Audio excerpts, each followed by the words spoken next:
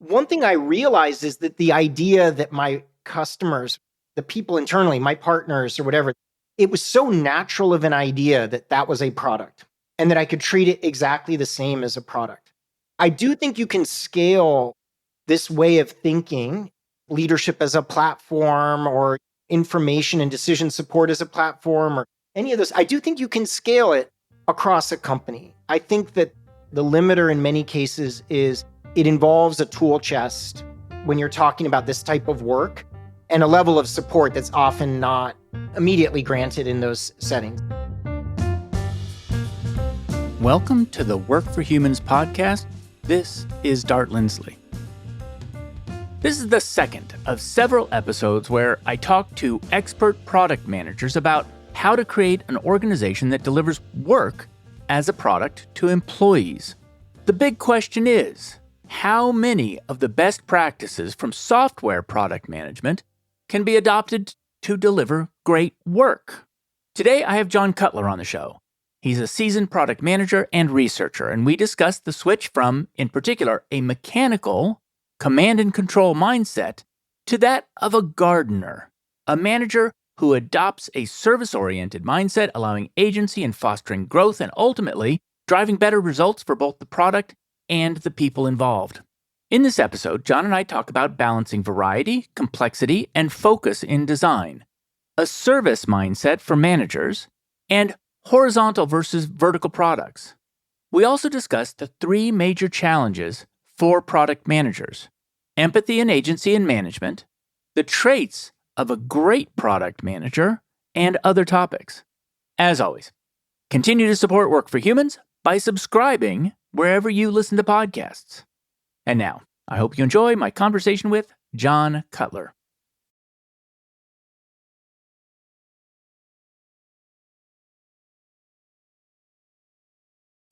John Cutler, welcome to Work for Humans. Thanks. Yeah, great to be here.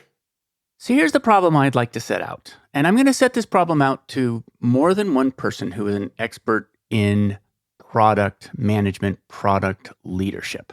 And it's this question. As you know, I frame work as a product. And it's not just a framing. In reality, in the math and the physics of business, employees are customers. The word product can mean a couple of different things. And so depending upon how I decide to use it, sometimes that's a little bit more metaphorical, or maybe overgeneral is the right word. But here's the question. If I were setting up a company to deliver this product, how do I structure it? And I'll give you a little bit more context, which is that all of my research and research of others have shown that what people want from work is very different from person to person. So here's the nature of the product. The product is something that has about 35 different things that people can want from it in terms of jobs to be done. And they want them in combination. And because there are about 1 billion combinations that you could want, it means that everybody's a little bit different. The question is, how do you scale that? And I argue that what we need to do is we need to push product management to managers, because that's where the scale of the organization is. That's my problem statement. And so as we approach this, you could say, that's a dumb idea. That's never going to work. Or you could say, okay, that's acceptable and we can move from there. But that's how I frame the problem. And what I need to figure out is, okay, so how do we make an organization successful in terms of product leadership of this very complex product? So it's interesting. I'm going to draw an analogy with the customer-facing products that people build. So what I mean by that is the product that we sell. And one thing that's very interesting that's happening in software as a service recently, in the last year, 2 or 3, is that companies are really grappling with what it means to scale these products. And there's an interesting shift that's happening, that when interest rates were lower, a lot of companies tried to go multi-product. They tried to offer all sorts of products. And that was going to be the main vector for growth. And I think what a lot of them realized is sort of a phrase I use, relevant dimensionality. They realize that the more products you offer, the more complexity you might have to bake into your business model and how your delivery model, et cetera. So when interest rates were lower, companies just threw people at the problems. And we'll get back to that because I think this actually relates to what you're talking about. They threw people at the problem because they could. They could afford to do that. And in the last year or two or three, many of the layoffs we're seeing out there in the ecosystem were essentially triggered by the company realizing that the complexity overhead for how they had structured and scaled their businesses wouldn't scale efficiently as they were doing that. And what they've done now is had to rethink about how they structure it. There's a big shift from multi-product to what we'd call functional product. Companies are talking about their whole product offering as a single product, and you get this shift back. But the first thing that came to mind when you were describing the problem is company being a product and employees participating in this ecosystem. And in fact, yeah, the employees are actually part of the product too. So that wasn't a complete misstatement from what I said, is that I think what you're seeing in companies is that the relevant dimensionality creates a situation that they're very difficult to manage when you create this kind of baked in complexity. And a concept that I've been thinking a lot about lately is what's the largest size of a group of people that can actually be transparent, trusting, psychologically safe, and independent within this sphere. And the conclusion that I've come to, which is interesting, is in the product space that I'm in, there was so much pressure for so many years for this idea of small teams. You'd have these 3, 4, 5-person teams, give an engineer a problem, get out of the way. We don't need all these people to do these things. And then in the legacy businesses, you had groups of 2,000 people that were essentially coupled together. And to ship anything, you needed all 2,000 people to be able to do something. These big non-digital product selling companies or commercial goods companies or whatever. But the more that I think about it, the more I'm thinking that there is some size of group around 30, 40, 50 people. I think it's probably less in companies that are running more remotely at the moment. It's less than the Dunbar number, which was just whatever that number was. I always see that maybe that's been debunked or just, I don't know, whatever happened to that. And that's the size of people that you'll have 2 or 3 layers max of hierarchy. There's not too many hops for information to move around.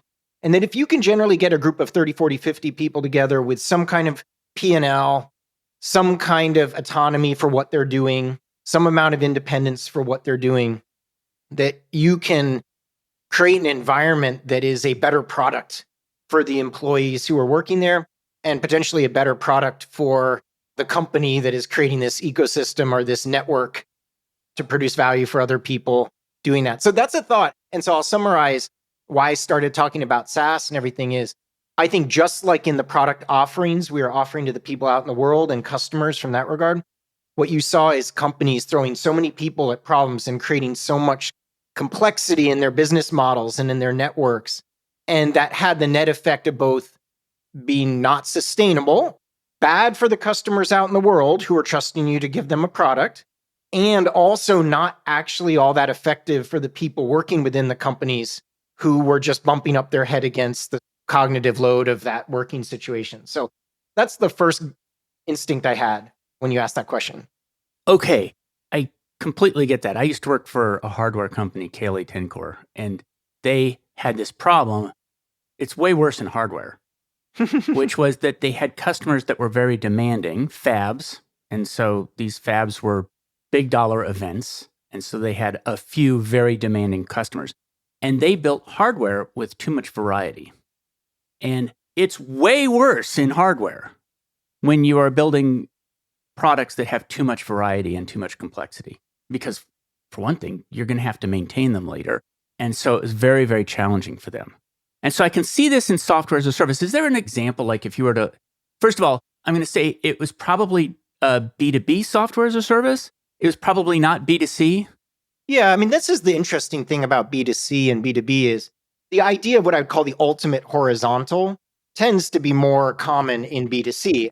A great example of this is if you are offering a search box to the world and people type what they want into that box and back out of it, it gives them search results. It would be hard pressed to imagine a more perfect horizontal in some ways, right? That the relevant dimensionality of that problem is actually a lot lower. There's a lot of complexity that it's just baking into how the service delivery of that is. I love that question because in B2B, I mean, I worked at a company that focused on the restaurant business. One of the interesting things about the restaurant business is there's maybe 5 to 7 or 8 dominant service models within a restaurant, ranging from counter service to table service to curbside. There's a lot of variations there. Then you have the added dimensions of the maturity of the restaurant. Is it just opening? Has it been around for years? The scale of the restaurant, is it one restaurant or is it a chain of 50 restaurants? You have the dimensionality of regional differences plus international differences. You have the dimensionality of, is it a different type of restaurant could have all 7 service models? Another type of restaurant could only have 3 of those. So you start to see in business to business, you get this problem that even the business to business products that see themselves as pure horizontals, like I worked in an analytics company, if you squint your eyes, you might imagine analytics to be a beautiful horizontal. This company will use it the same way as that company uses it. However, that's not the case. There's a lot of relevant dimensionality in there. The maturity of the company that's using it. Is it using it for marketing or using it for product? So you get the idea. So I like the question there in the sense that I think that B2B, if you imagine that the company absorbs the complexity of the product it's offering to customers, B2B software as a service, even in pure horizontals, theoretically pure horizontals, you have a lot more of these levers that impact how the organization is structured, how many motions the company needs to support, et cetera. Whereas a lot of B2C products have a different scale. I mean, if you're selling your product for zero and advertisers are essentially giving you money, that's a very different ballgame than selling to 1,000 companies that pay you $500,000 plus. So it's just a different scale of problem at that point. It's so interesting to hear you talk because we had Marty Kagan on the show a little while ago, and in reading his books, the way product managers are supposed to think is they're supposed to think about how does this fit into our financial model? How does this scale? And you're doing exactly those things. And so it's it's very, very interesting to hear. So first, I want to ask a question about this idea of meeting the diverse needs of a customer base. And so a part of the way I see that solved by software companies is, you know what? We're going to stuff all the features into one product. Or stuff them in there. Let's keep stuffing them in there. And I did a study once where I worked for a company that had hired 400 recruiters. And we asked them about the recruitment software that they had used in the previous companies. The older the software, the less they liked it. In other words, the longer the software had been around as a company, the less they liked it. And it may have been because it was just old tech. But I think it was because they'd stuffed all the features in there until it was completely unusable for anybody. So that's one way to do it. And then the other way to do it is, no, we're going to split our product. We're going to have 2 products, serve 2 different markets. So when you talk about what people did with software and how they tried to satisfy all these different customers with different versions, was it one of those or both of them? Yeah, this is a fascinating thing because not just get super product nerdy on folks, but I think they'll be able to draw the analogies here. Vertical business to business products focus on a vertical, a business. So I worked at a company that focused on property management, a company that focused on restaurants. And these are verticals. And there can be horizontals within verticals, but that's another topic altogether. So the funny thing is the general vertical B2B SaaS movement or motion might be changing a bit with AI is you can make tons of money. There are public companies right now who found companies that used on-prem software, used a jumble. We had a joke at Toast that in the original S1, which is public, the founders of Toast said that they would walk into restaurants and see, everyone has been to a restaurant. If you look in the corner of the restaurant, there's a place where there's a power strip. And it's a jumble of powered connected tools. You've got your POS provider and you've got your other provider and you've got your other thing. And probably if they're using any kind of online marketing, they also had their laptop and they had other little tools that people were using. This was around 2010, 2012. So one motion in vertical B2B SaaS is just essentially applying cloud computing, sort of modern productivity software, modern models, modern patterns to create what used to be just a known job performed by a jumble of spot products or these products in the property management space. The dominant company that we were disrupting would ship every 6 to 12 months a version of their product. And we could ship a new version of the product every day. if we wanted. Now, we had to play a lot of catch up to get the basics, like the basics of the accounting, the basics of these things. We had to be a little bit opinionated so we didn't get too much feature bloat, just sticking to what had been proven to work. And we had to adopt modern technologies like mobile and other things that the on-prem providers had just completely ignored to be able to do that. In the vertical game, you basically either become a bank, you become a fintech provider. At Amplitude, we had the 3 games of product. There's productivity games, attention games, and transaction games. Vertical B2B SaaS is the epitome of a productivity game.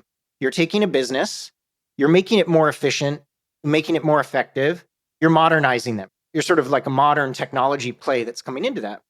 And so what's fascinating about that is, so eventually you're becoming cloud computing and a fintech provider for a vertical that wouldn't be able to afford to build this themselves, and where the legacy software was just clunky, never worked.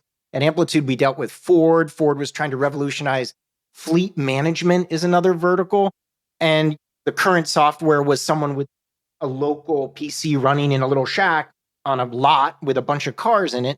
And so Ford could come in and give them like modern cloud solution to be able to do that. In horizontal B2B, you will also play the productivity game, but you're playing it across a huge horizontal. So for example, in Amplitude, that is a horizontal, it's better decision making, which is analytics. Worked at that company. So you could do that for one company over here and one company over here. We sold to a lot of other B2B companies who it was almost B2B2C in a sense, or we would sell to a Ford or a Nike or something like that.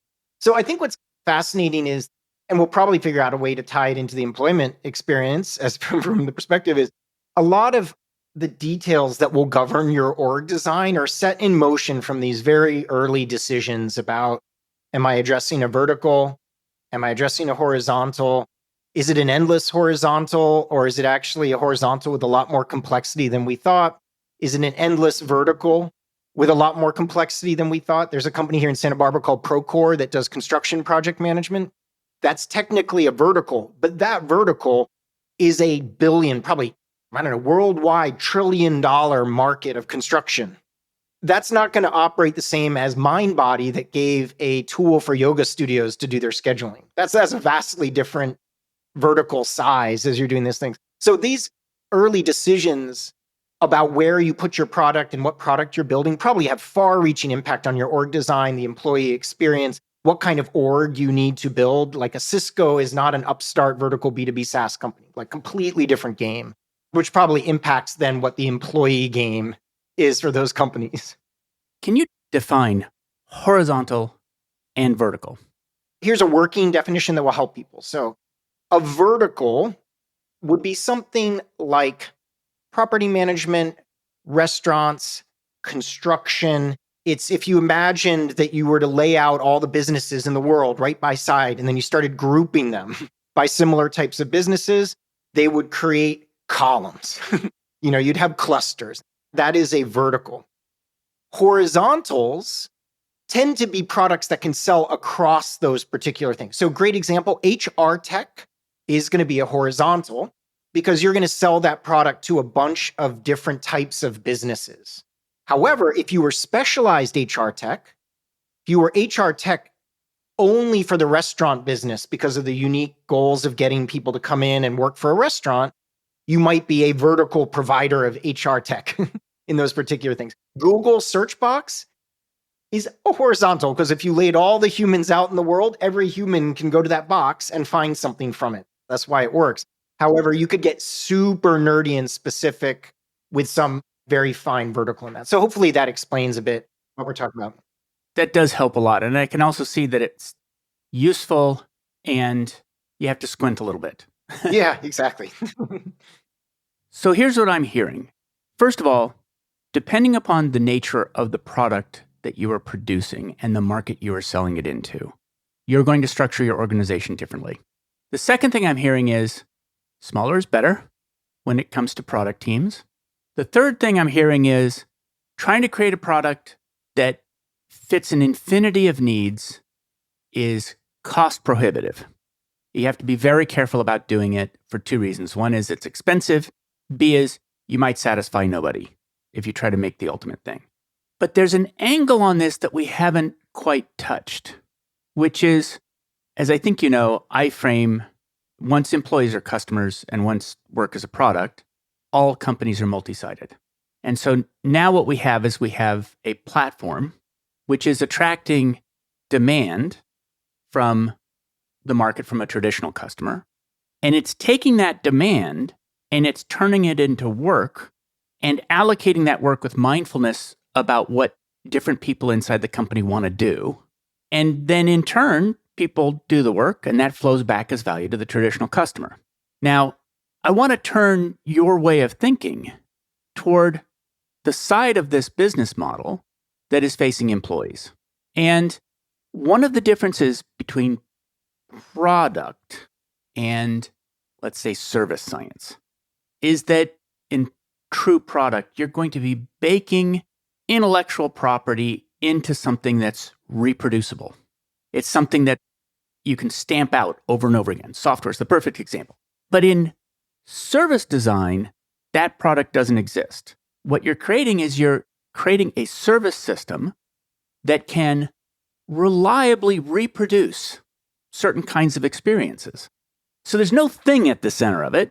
And so you don't get the same scale that you might get from a regular product. I can stop there, but that's the first turn I want to take, and I want to make sure it makes sense. It absolutely makes sense. And I think one way I'll dig into this is with stories and ideas that this is triggering with me. I worked at a great company here in Santa Barbara called Appfolio. I mentioned it. It's a property management vertical B2B SaaS company. And there's a couple of thoughts related to this. One, I live in Santa Barbara. Santa Barbara is a nice place. The weather is nice, almost too nice. I miss existential East Coast vibe, but that's not what's right here. But there is also a large college here called UCSB, University of California, Santa Barbara. Now, one thing we did really, really well, and the company did really, really well, is that John and Klaus were also teachers at that university. And they had some large exits prior to starting Appfolio, like Go to My PC, and they were involved in the Citrix ecosystem, which is also located here in Santa Barbara. And John Walker, who was one of the founders, was on a podcast recently, and he mentioned these things publicly. But when they started Appfolio, one of their goals was they wanted to create a sustainable business that was good in uptimes or downtimes. That's why they focused on property management, paying your rent. People need a place to live. And also, they were trying to create a quote-unquote generational company here in Santa Barbara. People do not leave their jobs in 1 year in Santa Barbara. You might leave the university. Now, one thing that, this is 2015, that always stands out to me about it was that you would have a new grad come from UCSB. And it seemed like we specialized in making that person who is reasonably smart, but really young and relatively inexperienced in the business, a competent product developer. I would hire many of those people 3 years into their career to be a product manager elsewhere because my job was actually a UX researcher. I had to take our employees out of the building and we would go and visit our customers. Developers would step away from keyboards, no typing. We'd go and visit customers together. And one of the funniest stories that I had there is we were at a property management company. We walked through a hall and there's a wall of keys. And the developer's looking at the wall of keys. And again, we're talking about someone who's like 23. And it hits them like a brick. They're like, this is where all the feature requests come from. This is why we get requests for key tracking. I see the keys on the wall. Now, the story continues. Actually, there was a hack day. This is after I left, but they did a hack day. And I think that developer, the people involved, their hack day project was keyless entry. He figured out that the job to be done was not to organize your keys on the wall. The job to be done was to actually gain access to a property so that you could show the property. So it's like my favorite product story of you do this activity, you're a UX researcher. My job was to create an experience for our employees, more so than being a UX research specialist who would have gone off and done that research by themselves and would have reported back for these things. The tail end of this story is you're in Santa Barbara, it's nice. Your students, they will leave because they can't afford to stay in Santa Barbara. There is a company, it specializes in figuring out who some of those people are. People stay at their jobs for 5 to 8 years here. The founders were dedicated Santa Barbarians and they had sold a company. They organized their investment from their early investors so that there was not as much growth pressure as there was from other companies, so they could grow the company sustainably. When we added 10 people at that company, it was taken really seriously. I've been at companies since then that would double their team size in 1 year and say, That's growth. That's what you got to do to survive in this industry. I was like, I don't know. I mean, 10 people was hard. Doubling it is a whole new company. This story comes to mind with your question of you've got a city, you've got a university, you've got multiple tech companies. The Mars land rover was developed just down the street. You have a scientific community here. You have a company that was also in the ecosystem of other companies. You had founders, they did it.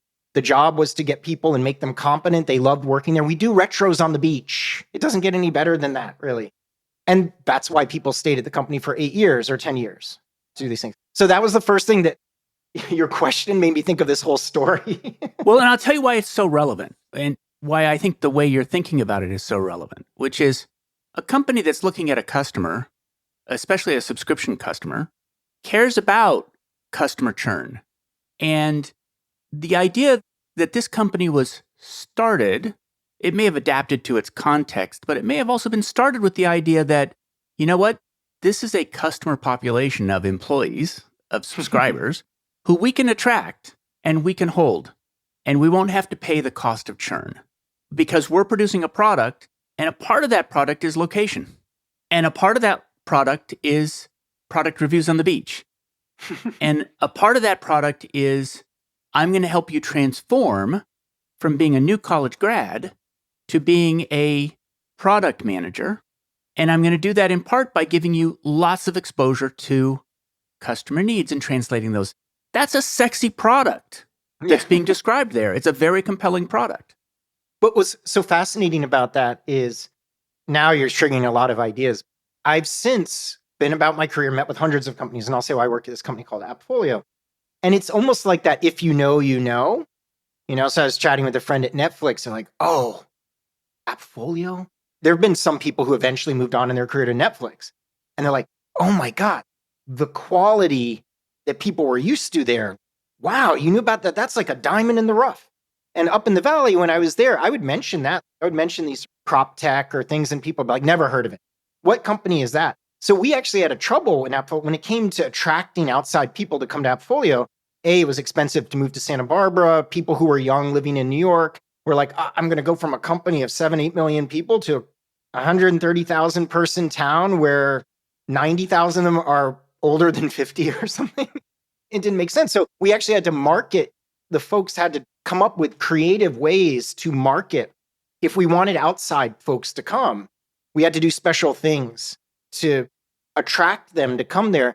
One thing that this also triggers for me is in my journeys at Amplitude, when I'd meet with companies around the world, it really did hit home with me how the dominant big tech machine that attracts grads to make lots of money, pay your dues, learn about how the quote unquote best companies work. This is my problem with Marty Kagan's work. And then you're going to go in, you're going to get the best experience, you're going to learn, you'll have that FANG company on your resume. And then when my friends and I talk to they're like, it's a shit show where I work in this, but I'm hanging on here. And honestly, I'm learning a lot about great technology here. It's great. And so that loop that exists is so seared into how we think about it. But when you meet with companies from around the world and you learn about these local ecosystems or university ecosystems or companies intentionally doing remote to attract folks from different parts of the world in different ways, when you see the intentionality that other places in the world have to put into evolving their model for doing this, it really puts it in perspective. The bubble that I normally would exist in, I didn't go to Australia, but I did a lot of virtual stuff with folks in Australia. And I'm talking to like a plumbing supply company that does very well. It's a vertical in Australia. And I'm learning about how they attract folks after school and doing things. I'm like, oh, wow, okay. We don't talk about this a lot with the normal playbook that comes from the big tech where I live in California or big tech in California. So it is very interesting to me just how different it can be, even within California. San Francisco to Santa Barbara is a different world with this dynamic.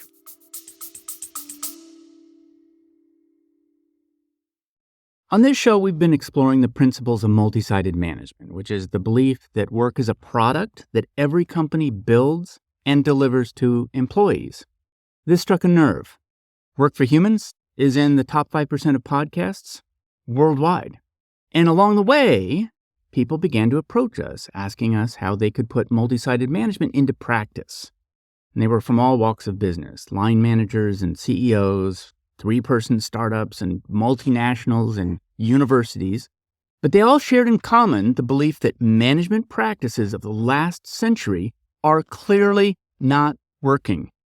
In response to this demand, I've pulled together a small team of some of the best people I have ever had the privilege to work with during my long career, who are also passionate about multi-sided management, and we formed a company 11-fold to serve the need.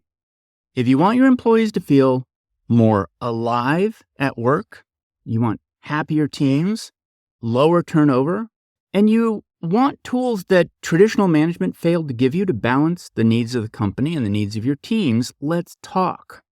Employees give your company value it cannot survive without. When you fail to design great work, they will unsubscribe, either by leaving or even worse, by losing the ability to care. Join us at 11fold.com, spelled 11FOLD. Let's change management. That's absolutely true. It is true that every town has its vibe. And so there's something very fundamentally different about work as a product that I'm going to try to get at. And a part of it is this idea that it doesn't have a concrete product at the center of it. It's more of an experience offering or a transformation offering. And it lacks the kind of repeatability of a product that we stamp out like software. And so Joe Pine would call this mass customization, that there's an opportunity for mass customization. But it's a little bit different from that, because imagine you're a product manager and all you can do is go out into the field and pick bouquets and bring them in from the field and give them to people. That's what it's like, which is that there's this whole universe of work that can be done. Now, some of these are fixed attributes. How we compensate people, fixed attribute. Our location is a fixed attribute. We might have policies that we set up that are more flexible than location, for instance. We might say, we're going to have a policy that people can move jobs every 1 year. And so some of these are things that are, I'm going to call them area of effect spells. These are things that we're going to cast over the whole company that are going to create a context in which managers can be product managers of the experience of work. Now you're a manager, and your job is a little bit more hunter-gatherer than it is builder. You have to go out into the market of work inside the organization, and you need to bring together these literally, why am I saying bouquets? I'm saying bouquets because every flower is a little bit unique. And how we decide to assemble that for our teams, it has product instincts. And the reason I ask this, why that's such a challenging problem is, let's say I have a company of 100,000. I therefore have, let's say, 10,000 managers. I'm not sure that it's possible to teach them how to be product managers assembling those bouquets. Yikes, that was a labored question. But it's the question of whether or not we can all be product managers and designers, or if some of us just can't be. And so that's like one of the central questions that I have is, can we distribute the consciousness of a product leader? I don't know, throughout a company like that. So first of all, let me just see if the bouquet assembling metaphor works. The thing that jumps out to me about that question is that I'll sort of, again, lean back on my experience, maybe, and then we'll pivot into it a little bit, is that there's a huge difference within companies around customer-facing PMs that own a very bounded surface area of the company. So to give you an example, I was at Zendesk, and there's the PM of the search experience in the upper nav. And a PM would come to work every day, and a group of people would think about that part. And then you had product managers who would step up a level from that, and they would think about the agent experience. Okay, so what's the agent experience? So the funny thing, and probably a lot of people can relate to this if you're in the product world, at Zendesk, it'd be funny, you'd be working on your surface area, and suddenly someone else's thing would pop up on your surface area. And you'd have to think, why did that thing pop up right there? What's an example of that? I don't even know what you Yeah, mean so by an surface example area. would be like you're an agent and you have your ticket management screen where you have to go in and knock out tickets. And there might be some nav that has items related to different inputs into that. For example, if you get a text message versus a voice call, and you could imagine that the voice call team would suddenly one day throw some new little badge or notification on your screen, or would be trying to promote their product. You'd see one of these little pop-ups like new feature right here. And the agent experience team would be like, that literally covers the most important information on this page. Why did you put that there? Oh, this other team would say, well, I don't know. We just use the defaults for the modal, for things. We decided to start with a 5% of customers. Maybe it's not so bad. Why are you freaking out? There's all these types of things. And so my point is, I never see this in black and white when it comes to it. I do see this as a spectrum. And you see product managers who are sitting there with a very narrow job to be done, a very back to your bouquets thing. It's only like one type of flower. It's only a flower used for weddings. It's only the post wedding flower experience, only involves cleaning it up one way. No one's going to take the flower and sprinkle the petals into the creek afterwards. There's not a lot of dimensionality. There's not a lot of extra things going on with it. And then there's these things in companies that are much more integrated. They're much more holistic. They have just a lot more tendrils reaching out into all kinds of things. And so I think this is where product management itself attracts people who, I'm going to be honest here, are sometimes pretty short sighted. A lot of the product managers I know are like heat seeking missiles. You give them an area, you call their team independent, you give them a goal, and they're going to go like crazy to achieve that goal. To use Alex's ideas, we're not talking gardeners here. We're not talking gardeners. We're talking literally olive vine specialists. Just want the olive vine to go up whatever the wall or something. Well, right? in little context, that's Alex Komorowski, who I'm also going to ask these questions. And I'd say he speaks of gardening. The alternative is not the vine. The alternative is I'm building a house with 2x4s. Yeah. It's not organic at all. It's not growing. I'm just making it a static thing. So it is a spectrum within companies, and it's obviously different styles of thinking. I'm doing a talk at a service design conference coming up in December. And one of the big topics there is service designers as a general category of human beings think really broadly. You're much more likely to hear a service design person talk about the back office and then the people involved in the back office and then the employee experience about why they're walking into the back office and then the incentives of the community that they're surrounded in is why they're walking into the back office. And so maybe I was like a closet service designer this whole time because there are thinking styles and skill sets that seem to promote people in a certain direction. I think the limits of the product analogy, and it's not about how you're using the word product is, at a certain part, I think I wrote in 2018 that most software as service companies are service ecologies. They're not like a bunch of products. They're literally a value network. They're more like a value network or ecosystem. I wrote that because I noticed that in a lot of this dominant product-led thinking, this kind of push, grow, small team stuff was actually moving us in the industry to a point where we were over pivoting on that type of thinking and under pivoting on what is the end-to-end experience of this look like. And I'll give you a great example. And wow, the name is escaping me now, but maybe we'll in the notes, I'll figure out who this was. When I worked at Toast, there was an amazing researcher, UX researcher, and she did a whole study with her team on what an outage experience looks like at Toast from the perspective of human beings in restaurants, from the customers of the restaurant to the employees of the restaurant to the people on on-call rotation, from our support staff. And it just blew my mind. And I would say one thing is that the executives in attendance knew that they were watching a Mozart level performance. There was an awareness that someone had unraveled a layer of thinking into this that most people did not have.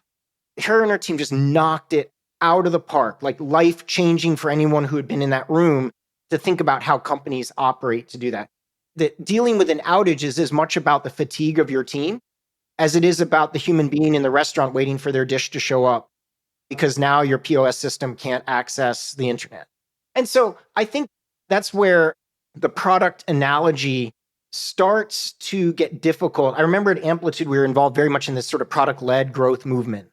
And at a certain part, I started to just say something like, they would say, well, what does product-led mean to you? And more my thinking started to evolve. I started to say using design, data, and technology to create sources of differentiated and sustainable growth that benefit customers, the company, and the teams. That was my line. That's what I evolved. And I had to say it every single day because that's what I came to believe, that design, data, and technology, service design, behavioral science, behavior design, there's a huge organizational development, organizational psychology. All these things are tools in this tool chest. The company is as much the product as the product is the product. And now maybe most product managers would say, John, you've gone off the deep end. But after thinking about this a lot, that's the conclusion I came to. Here's what I just heard about there. And I really think this is right, which is that when I use the word work as a product, which I say a lot, I'm going to say what I really mean. I'm going to say work is a thing that we should consciously design the experience of, and we should invest in it. I got to say that I recognize that the word product is a lot too concrete. It's too physical and lends itself to carpentry, not gardening. The word. So I just wrote a paper that's coming out next year in a book that I wrote with two service designers, Connor Brewer, now at Google, and Ali Hatfield at the University of Toronto. And it seems more fit for purpose. And it seems more fit for purpose in part because it's this idea that the way we are going to deliver an experience is going to be distributed throughout the entire company. And it's something that it will manifest as experiences. And besides that, it's going to be completely just sort of woven in to how the whole place operates. So it may be that despite just having published a Harvard Business Review article that said work as a product, that I might have to modify that language. Well, I think it's also, I'm noticing out here in the industry as well, I actually have a ton of respect for Marty Kagan and what he's doing, is that he's read the tea leaves properly with a lot of companies, especially outside of the United States. It's a ladder of thinking that goes along with this type of stuff. These companies, I have this funny chart that I do called the Way of Ways. And the Way of Ways just says that all the ways just go through this complete cycle. You know, you start with emergent ideas, and then you have the first conference, and then by the end of the ways, there's all big five consulting offerings. We'll share it with folks. I have a post called The Way of Ways that people might like. But I think what's interesting is that we almost need to just surf ideas while they're happening because they're at the right point in the Way of Ways. And I noticed this at Amplitude where I would talk to companies that are operating like it's 2004 and companies that were trying to operate like they were 2030. And that's the nature of tech at the moment. There's probably a 20-year plus difference or 25-year plus difference depending on the sector or what they're doing. So I used to get into these kind of semantic debates with people about product, but I realized that in a lot of companies, this happens in the platform space. There was a heavy push to call, in all the sort of DevOps communities, you would see these talks at conferences called how to blank as a product or how to think of your thing as a product. Now, people who are further along were like, yeah, but yes, I get it. But the people who weren't further along, it's actually kind of funny. I mean, a lot of them were like, oh, wait, we just call our thing a product and we get budget? That's amazing. This is wonderful. But it was a useful container for thinking. And so for that group of people, for example, I hated calling my internal employees who use the platform that I was working on, I hated calling them customers because I thought to myself, we're partners. We're partners in this because I want to hold the customer outside the building as I want to know what that word means in my head. That's the customer, your partners.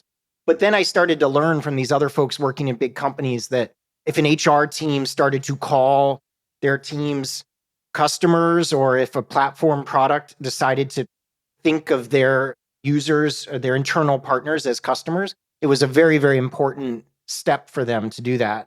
And so I think that it's like surfing where companies are at the moment. That makes sense to me. Working in HR, I always called internal customers clients. The only customers were outside of HR. A part of my argument is that employees are not inside your company. They are outside in the sense that they get to choose every day and every hour whether or not they're going to subscribe to your product. And so the idea that they're inside, Yeah, that's a great challenge for me. I love that. That's going to stick with me all day. That's great. yeah, it's like a Zen kanon. If you ever want to get a whole room of HR people to pause, it's, Yeah. it's to say, why do we say employees are inside? Why do we say that? Is it because we own them? Is it because they don't have choice? They do. And so, yeah, that is definitely a part of this philosophy, is to think that employees are not inside. I'll tell you what HR organizations are doing that is a mistake, in my opinion, which is that HR organizations have adopted the product language and they are applying it to HR services. I don't think that's a bad idea, except that nobody ever hired their job to give them a better benefits portal. You hire your job to give you great work. And so there's a fair number of HR organizations that I talk to where they say, we're already doing that. We've already organized into product groups and we're already thinking about product. But the product that they're thinking about is HR services, not the product of work itself. And so the truth is, there's nobody really who is thinking about the product of work. And so I have friends who are selling software that is designed to improve work. They don't have anybody to sell it to because there's nobody in the company who's actually responsible for that thing. But this exact same dynamic is happening in companies too, about their customer facing things and even in the language around products. And I'll give you an example of that. I have this funny story, and it might relate to people who do this. So there are these folks called enterprise architects. They've been doing what they've been doing now for 20 or 30 years or longer. And they have the most interesting definitions of things like capabilities. They'll talk about capabilities. There's dynamic capabilities. There's sort of operational capabilities. There's all kinds of things. And one thing that I think is funny is even in their community, there's debate about at what level and resolution you're going to think about capabilities. So when I think about a capability, I'm an absolute purist. I'm saying my definition of a capability is that we will be talking about the exact same capability in 20 years. That's the starting point. Well, let's go to the top of the chain at the moment. And then someone goes down one level and they'll give the next version of the capability. A great example of this is I was doing a workshop for a large bank. We did a live pitch demo. And so someone pitched to me this thing and they said, a single centralized source of all the customer data, 365-degree view of the data. And I started to poke for fun at them just to show what I mean. I was like, what if we can get the same value with 365 views of the data instead of a 365-degree view of the data? They're like, I don't quite understand what it means. And then I said, well, why do we need to centralize the data? Do we really need to centralize the data? And I kept pushing on it, these things like, who uses this data? So by the end of the conversation, we had sort of pushed up, we nudged up, we punched up to something in the 10 to 20 year category. And he was able to fit his things underneath. And I see these a lot in the enterprise architect. Someone's like, well, we have to streaming data. That's the capability. And then someone will say, well, why do you need the streaming data? What's the capability? So the idea of this flat capability model. And a great example of that, just so people know what we're talking about, is take something like Zendesk. At a certain point, the goal is to help someone out in the world enjoy a product that they've purchased. Now, we could talk about the agent experience as much as we want, but at a certain point, what if the agent isn't needed? What's the job to be done here? Why isn't there a robot out there fixing the person's product? Why do we need to help a company help their customers when they could just give us a script and then an LLM could go out and help out the person's things to do it? So that's like a common example of, I think that as organizations mature, there's this starting point where it feels comfortable enough to them and understandable enough to leadership and is not super abstract. And then as they deepen their knowledge of what they're doing, as they think about it more, they punch up. And I think that as they punch up, you start to see more creativity. I also think that realistically, you can punch up as high as you want. And in every deck you have, you can show that punched up job to be done or capability. A lot of the work that happens in the day-to-day doesn't exist at that level. It's like, well, what are you going to do next quarter? What are you going to do this thing? So realistically, it takes a lot of stubbornness to begin every presentation with, and let me remind you what will be true in 20 years that is true today. That takes a lot of stubbornness. You don't get your raise for doing that. Yeah. And by the way, I come out of enterprise architecture, but not the physical layer. I was the operations layer. So I was an OView business architect. And we live at a level of abstraction that what I always say is that we build models of how the company works end to end Yeah. using operations. And that model, if you were describing a mouse, would be the exact same model as for an elephant, except for some capabilities around the nose. Yeah, oh, I love that. Yeah, that's great. Because elephants can pick up straw with their nose and mice can't. And if you look at, well, this was, say, 10 years ago, 5 years ago, if you looked at Apple and Google, you might see that they're actually the same animal, except for that retail capability that Apple had, which Google didn't have. And so I like this idea of punching up in level of abstraction and how, especially with a young idea, we might have to use ideas that are less abstract because they are legible. And so saying product for work might be more legible than saying transformation offering or something. Matt Skelton and Manuel Police have this team topologies thing. I was doing this before. I think I read it in the book, or I forget how our ideas, we were chatting a lot before then, but was this sort of as a service framing. And I'm just giving this as a joke because I was involved in software as a service. So an easy way to communicate capabilities was the X as a service idea. Anyone in the company would understand that game.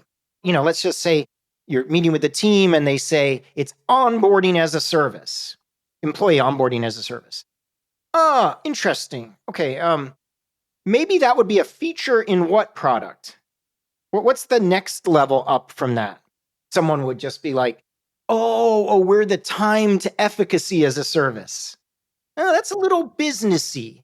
I get what that means for the business, but are you talking about efficacy from the standpoint of the person?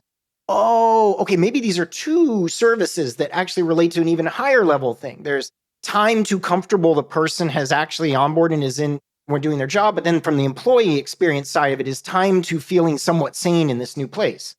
Okay, so what's the capability above that? And from your background, you're highly experienced moving up and down that stack. One thing that's interesting is that a lot of people are not practiced at it, but they're perfectly capable of doing it. So I used to do an activity at Amplitude. We would build these basically capability graphs about different things. And it was funny. I called it my 2000 Jira ticket game. So if they were having trouble deciding on their strategy, I would say, your strategy's on the floor. And they would say, what do you mean the strategy's on the floor? And I'd say, let's print out 2000 Jira tickets and put them on the floor. They're like, what the hell are you doing? Put the Jira tickets on the floor. And then I'd start at the first one and I'd say, well, if we're successful at this, what do we hope to increase or decrease? This. And then if we're successful at that, what will we increase or decrease? This. Okay, next ticket, next ticket, next ticket, next ticket, next ticket.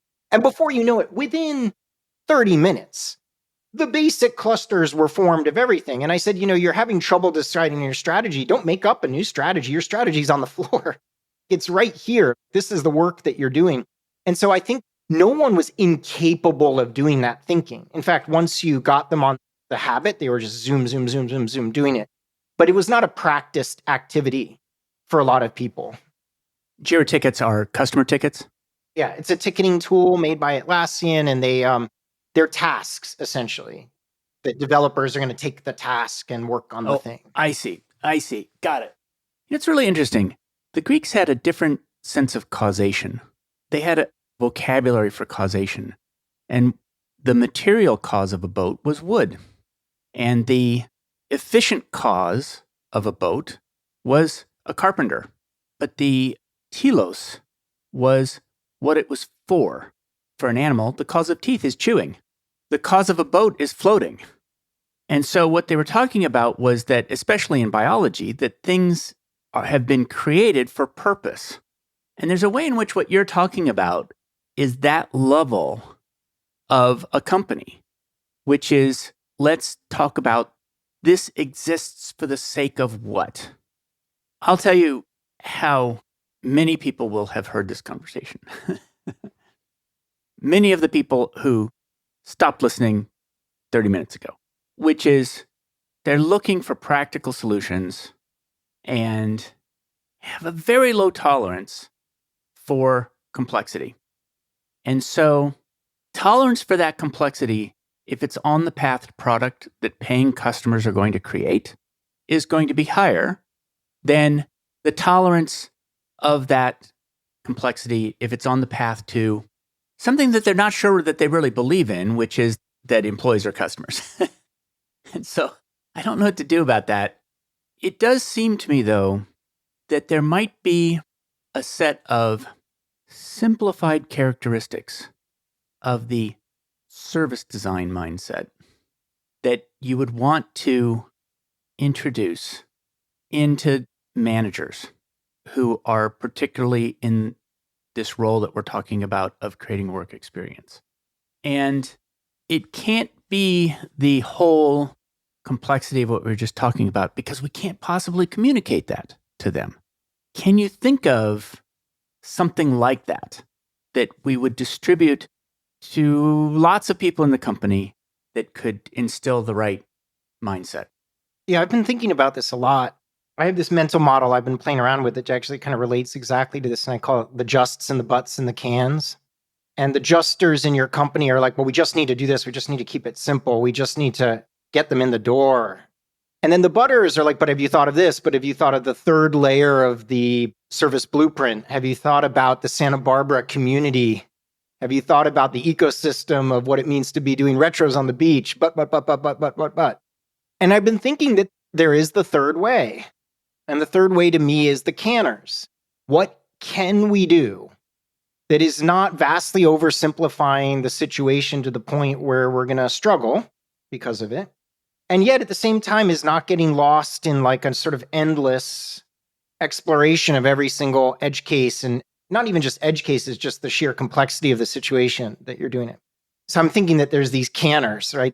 And this is my big personal challenge too, because it's easy to make fun of the justers. It's always easy to have more buts, but it's really hard to say, what can we do? And I'll use an example. I was talking to an enterprise architect in the last week. She believed that the company's direction at the moment was not going to end well for anyone. Yet at the same time, the CTO wanted something simple because they believed we do have to make revenue right now. We have to have something that's legible that the team could understand. And she was in these meetings begging for this epistemic justice. She was begging for this idea that the CTO would go down the rabbit hole with her and understand things in all their complex glory. And I was having to explain to her, and I said, look, and this is just to get really swarmy product manager on this at the moment. I was like, did you just go in and just say, look, there are 3 factors impacting this situation, the push for profitability, our long-term goals, this and this.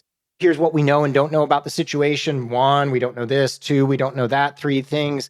What have we tried? We've tried this. How did that go? It didn't go all that well. My proposal is this, because I think ultimately our company wants this. Can't we all agree? This is what product managers, we live and breathe that. I'm joking about it, but we're good at Shark Tank. We're good at that stuff. And I can flip that switch if I need to, although I don't flip it a lot. It's kind of fun to flip that switch. But she was struggling to get here. So the first thing that came to mind is there's 2 personas here. One is the person who goes down the rabbit hole and then needs to be able to present something that's more legible. And then there's folks who I think are just generally curious about making progress in their organization. They dip into these ideas. My partner used to head up an operational effectiveness, the top HR function of her company. I was sitting there with her with capabilities, and she was having to juggle in her mind. I know what you mean, John. That's not the language that's going to resonate. What do we do? I know we should have our capabilities organizationally and then layer in our employee competencies. Like, I know we should separate and link these 2 models, but there's a strong desire to have a leadership development path across the whole company. Capabilities are making it too complex. So she's not a juster, but she's not a butterer. Well, she's just wondering, what can we do, John? Like, I get you what we should do. And so here's some practical things that I can think of. First, you have to have a proposal. And by that, I mean, I rail against bringing solutions, not problems. And I think that it's bad for a manager to sit there and say, come back when you've got a solution to the problem. But I do think that there is a skill of embracing the complexity of the situation and having some proposal about how atoms might move in the next couple months. What is that thing? And to give you an example, another concrete example, there is a company called Kneff & Company. They make a product called SenseMaker, which is a really interesting tool for capturing the stories of an organization. I think it is by far a much more effective way to understand the spirit and what's going on in a company than an engagement survey. Yet it has triads, it has cluster diagrams, it asks the people to self-assign their stories themselves before they are interpreted by a manager. Okay. And it's kind of funny. I've been running a sense maker for something that's completely different from this conversation, mostly around the experience of tech at the moment. I'm running this sense maker with Tom Kerwin, who's a fellow explorer with this stuff. And we've just been noting how funny it is that what would the proposal be for sense maker? You're sitting there in front of an executive and you're like, is it do not do the engagement survey this year? Do this instead. Do not rush to interpret all the qualitative feedback yourself. Let people engage with the feedback anonymously and do it. Okay, now we're in a different ballgame. That is a very hard conversation. Once you actually make the proposal of what we would think would happen if you were to do that internally in a company, it gets to be a lot harder. So I think that the one thing is you have to be ready to make a proposal. You can be as complexity as aware as you want for your proposal, but you have to be able to describe how you will move atoms. Something will happen as you're doing it. A part of what you're saying is the gestures are too simple, the buts are infinite, and good to be aware of, but they will absolutely get in the way of doing anything if you go too far with them. The cans are, what's the first step? I recognize the complexity of our future path, so I'm not just a juster. I'm a canner, which is, sure, it's complex. What can we do? And then the trick is, you can be aware of all the complexity, but when you're pitching it, be a canner, right? Or maybe a juster. The difference between a just and a can, it seems to me, is that a just says, we'll just do this and then we're done. But the can says, we're going to do this first, and there's more to do. Yeah, exactly. And it's kind of building off of this, is to think about it like, I've been having this idea lately of, okay, the next one I have to start with a story. I played music a lot. I was involved in bands and we would tour around and we would make records and we'd do things. Now, within the boundary of a band is beautiful complexity. It's wonderful. It's not a bad word. If you ask me to describe how to make a record, I would say, whoa, it depends. I mean, it depends on the thing. I would butt you all day. But what have you thought of this? Or what of this? Now, I could easily say, you just got to get some talented musicians in the room and they're going to do great things. I could do that, or I could go butting all the way, or I could do this thing.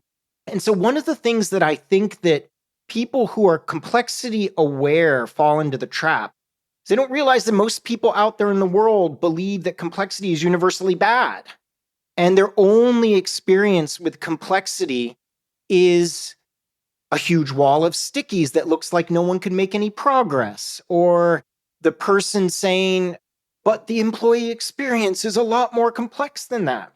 And I think what you need to be aware is that there's beautiful complexity that you can have.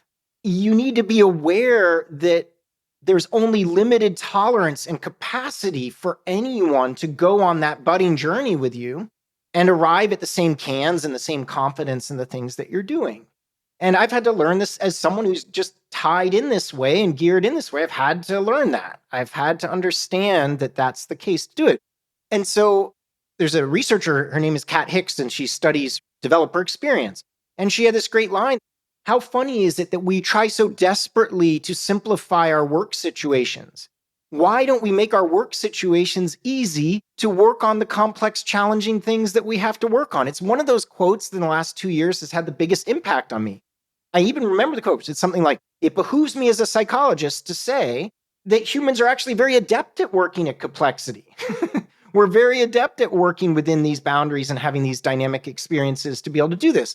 So the reason why I'm saying that is when the enterprise architect says it's super, super complex, or the employee experience person says it's super complex end to end, they are falling into their own trap of a God view of complexity. They're falling into their own, it's called the as-is trap. We believe a system to be as-is something. Ralph Stacey has this idea of the as-is trap, which is you see a complex system and you're seeing population level effects, and you see it as if it's a brain. Sorry, it's as if it's a brain, as if it's a bunch of stickies, as if it's a bunch of things. When there's all these vibrant, beautiful interactions happening at the human level all the time, but we fool ourselves into thinking our own models are what they are. So I'm saying this speaking directly to the people who might, and then we'll get to the people who are on the other end who maybe are the listeners of your podcast. There's maybe if you're coaching the complexity thinkers within your company, you need to coach them in this direction that we fall in love with our models and we fall in love with how we view these things and we relish the complexity of it and describing it. That's not how beautiful complexity works.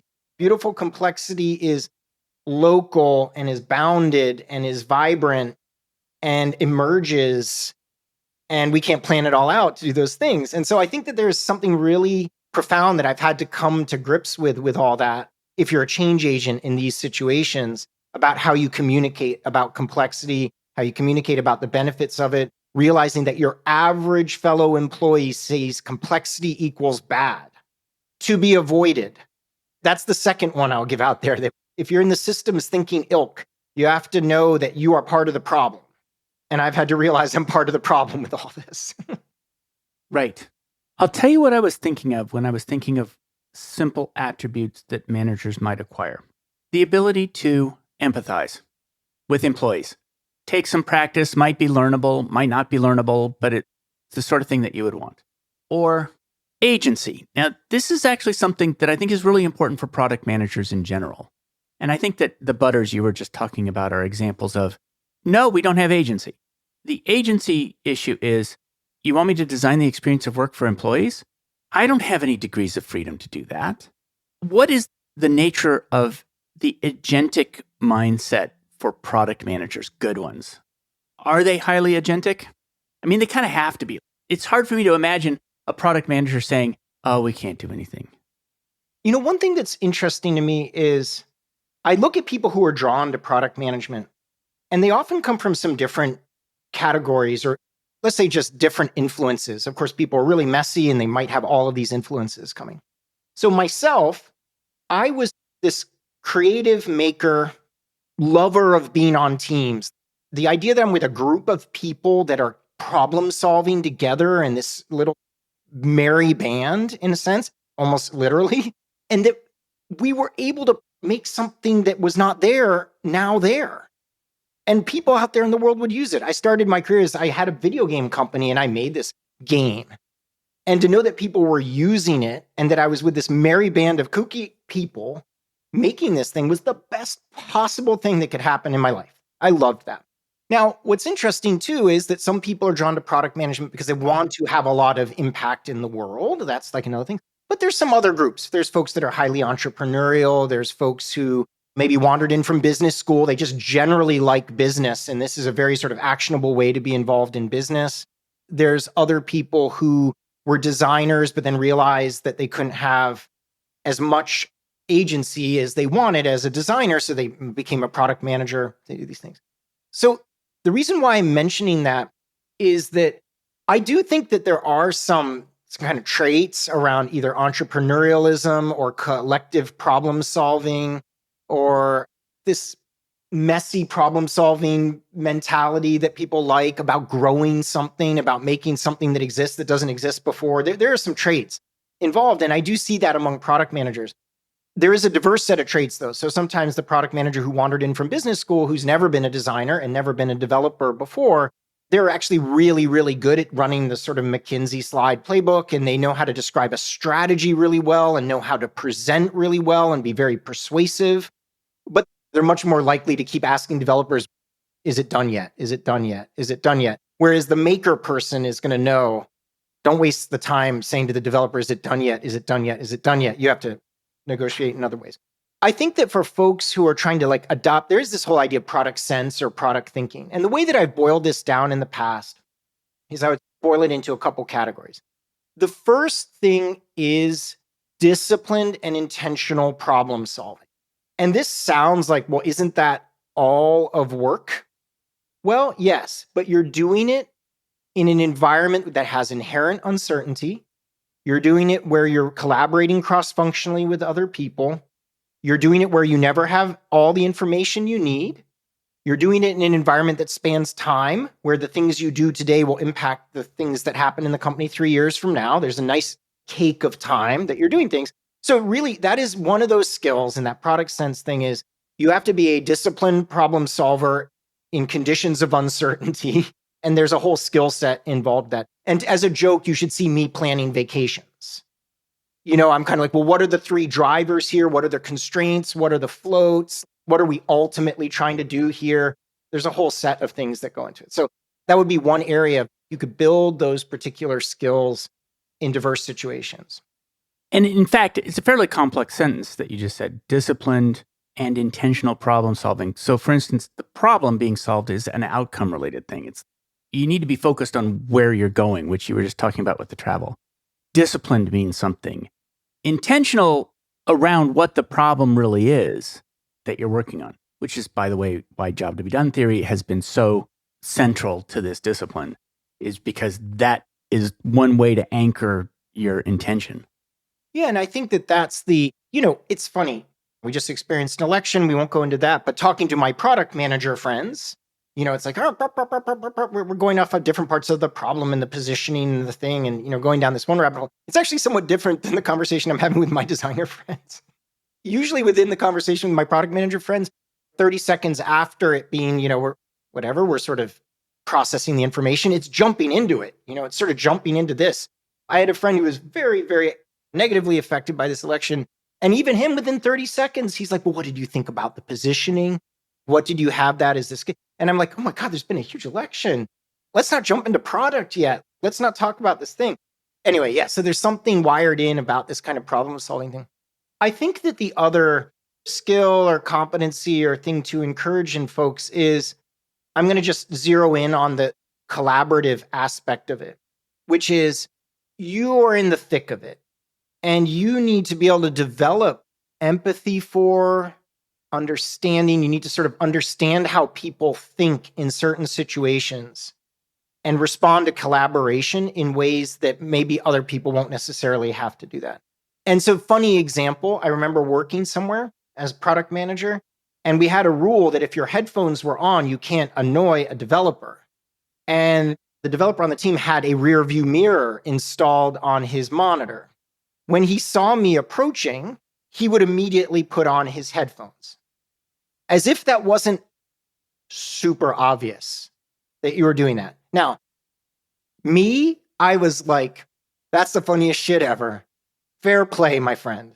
We're going to go with that. Now, if you didn't know that, let's say you're just walking in some environment and you're like, I don't know, this person just literally installed a rearview mirror and I started to walk towards them and then they just shut me. It was so obvious. That's an insult. How would they do that? Amy Edmondson has that idea of professional culture clash in that great TED talk she gives about sort of Chilean mine workers and lawyers. And so you have to be able to navigate professional culture clash really, really well. Otherwise, you're not going to be very successful as a product manager. And so, if these things are relevant for what you're talking about, great. If not, we can get through these. That's the second thing that I realized.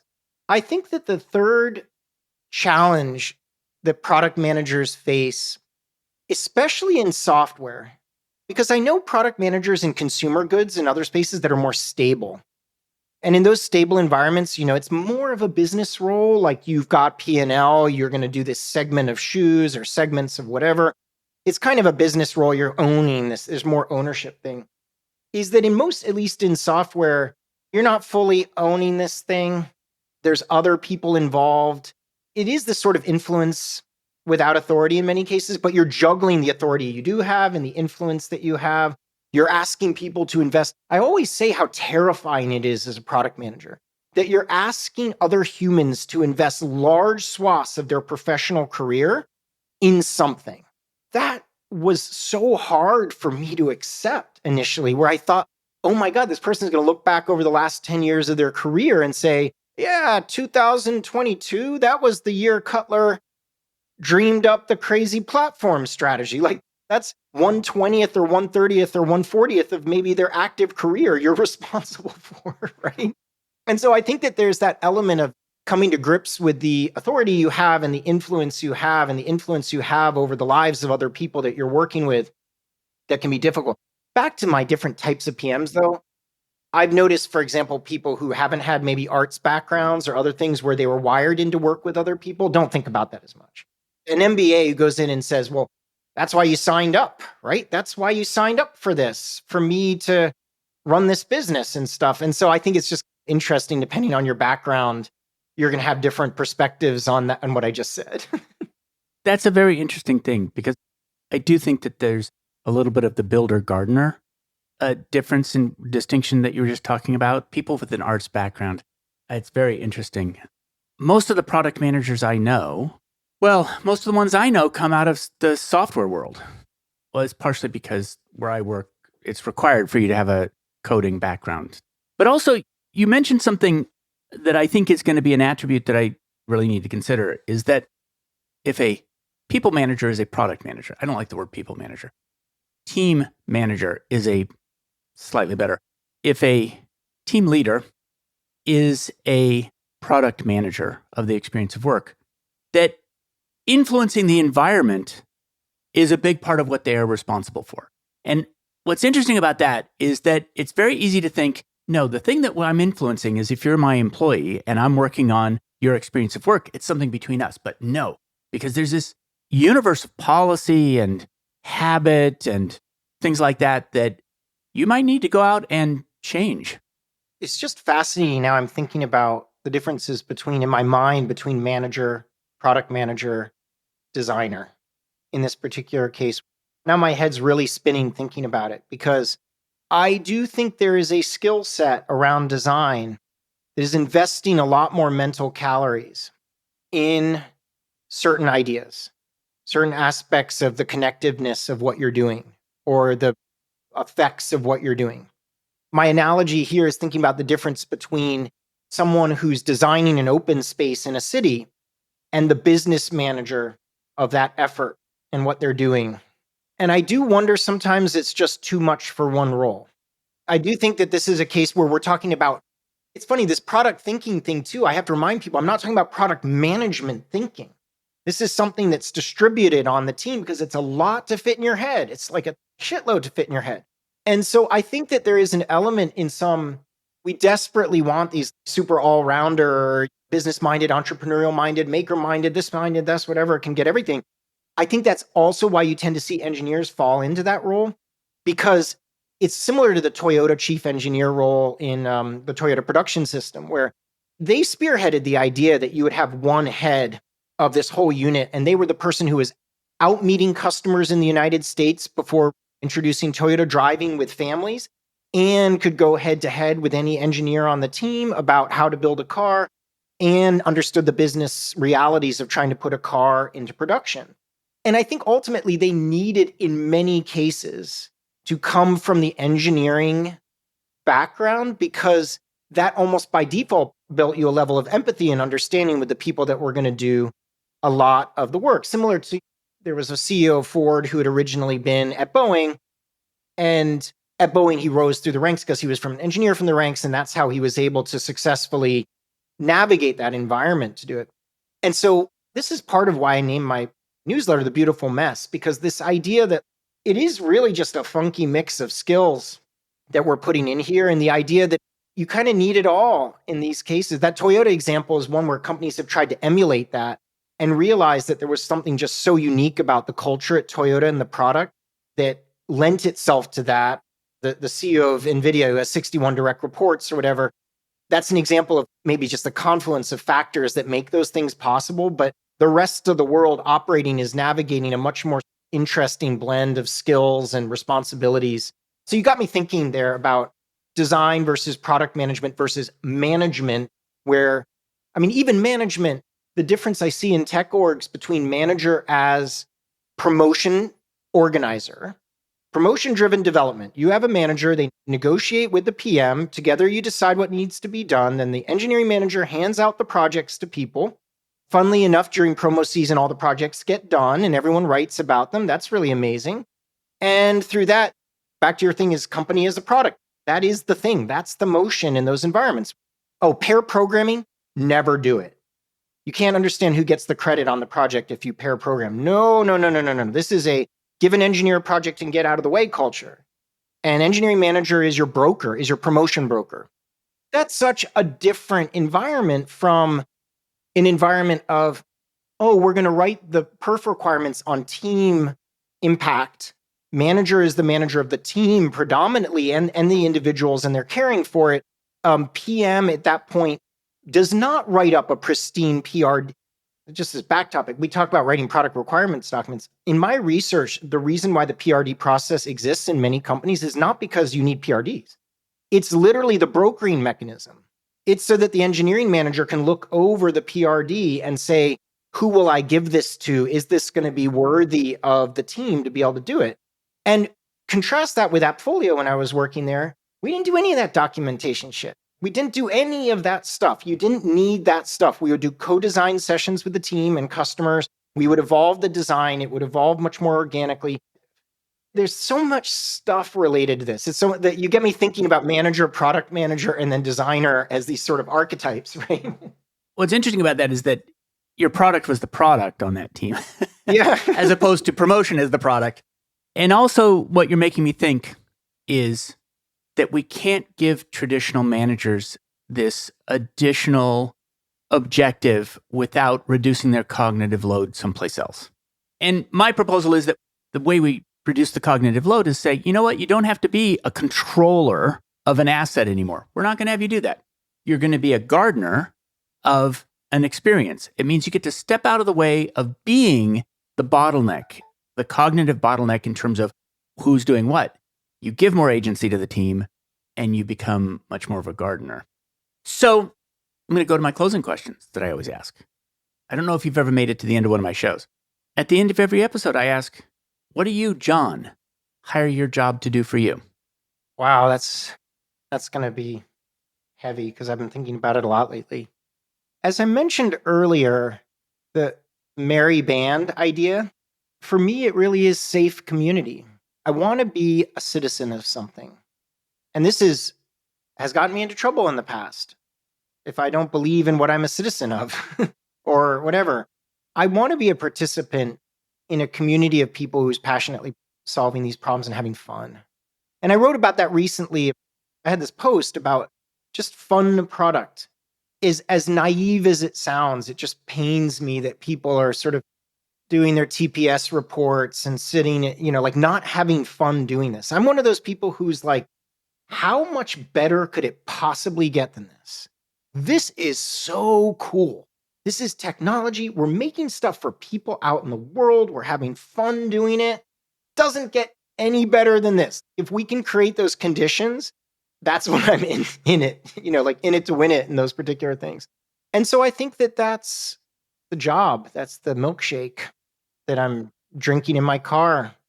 And you said some of that earlier, which is that creative teams coming together, merry band, getting something done together, putting it out in the world, seeing it land. And I would imagine you felt very much the same making music. Yeah. And it's interesting because I do have this real interest in what I would call, I don't know how to talk about, like service design, influenced complexity, influenced systems thinking, influenced operations. I had a role as senior director of product enablement. So it's this idea of this sort of operations type role.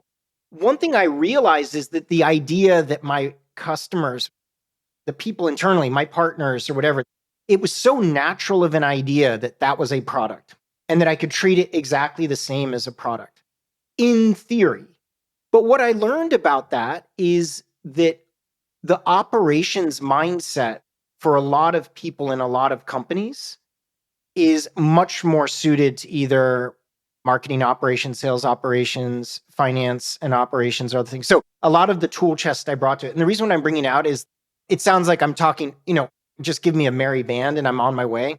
But I do think you can scale this way of thinking, the idea that it's a leadership as a platform or information and decision support as a platform or any of those. I do think you can scale it across a company. I think that the limiter in many cases is it involves a tool chest when you're talking about this type of work and a level of support that's often not immediately granted in those settings. It's tougher than one thinks about bringing those skills to this. What does your job cost you? Oh, what did it cost me? Yeah, colonoscopy. I had to pay for that. I was feeling really sick. So, sorry, that's like rude, but it's true. It's kind of true. Many of our jobs feel. Yeah, it cost me the colonoscopy. I do think that we sort of have a limited, especially I have a 6-year-old and family. there's only so many like chips on the table to put the sort of passion and thinking into. I'm thinking about my career. You don't know in advance, but a lot of times you invest a lot of passion in those things. And really, it's kind of on fairly low leverage things in retrospect. You look at it. And that was a lesson I've learned. It's actually some tip that I think anyone can use is, you're sitting in that meeting, you're about to play that card, and you're about to invest a lot of emotional energy in something. And it's risky. Definitely project yourself forward 12 months from now and say, is there any chance in hell that showing this thinking or these stickies or this type of thinking at this moment will have really altered the course of things?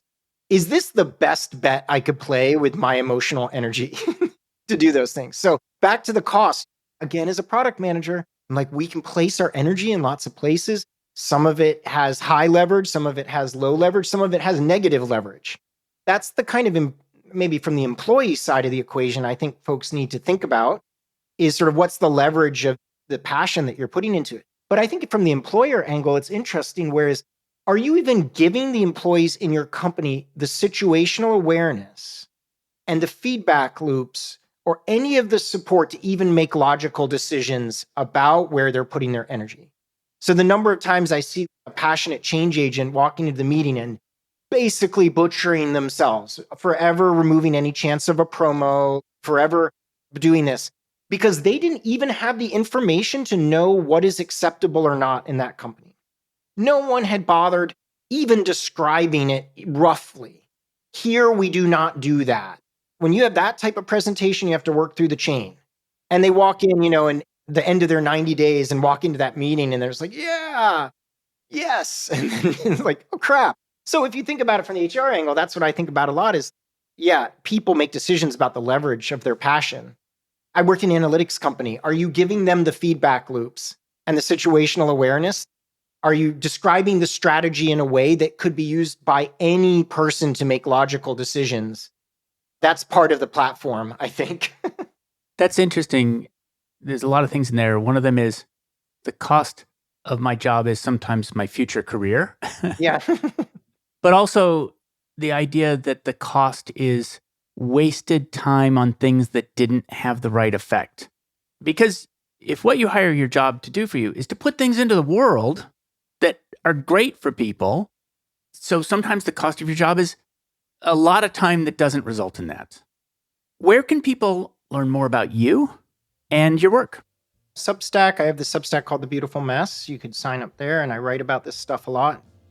LinkedIn for now, while I try to figure out, I'm going to always be on LinkedIn, but it's actually a way to try to get in touch with me at the moment, although it's very hard to keep track of anything on LinkedIn.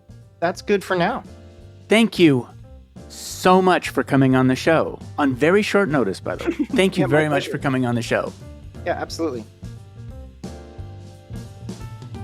Thanks for joining me for another episode of Work for Humans. If you enjoyed this episode, please give us a 5-star rating wherever you listen to podcasts. And share the show with one person you think would get value from it. Believe it or not, this really helps us grow the show and reach more people who want to build the kind of work that people really want. As always, thank you to my producer, Jason Ames at Ninth Path Audio for his insights into content and his high standard for quality. Final note, the opinions shared here are my own and not the views of Google or Cisco Systems. Thanks again for listening. See you next time.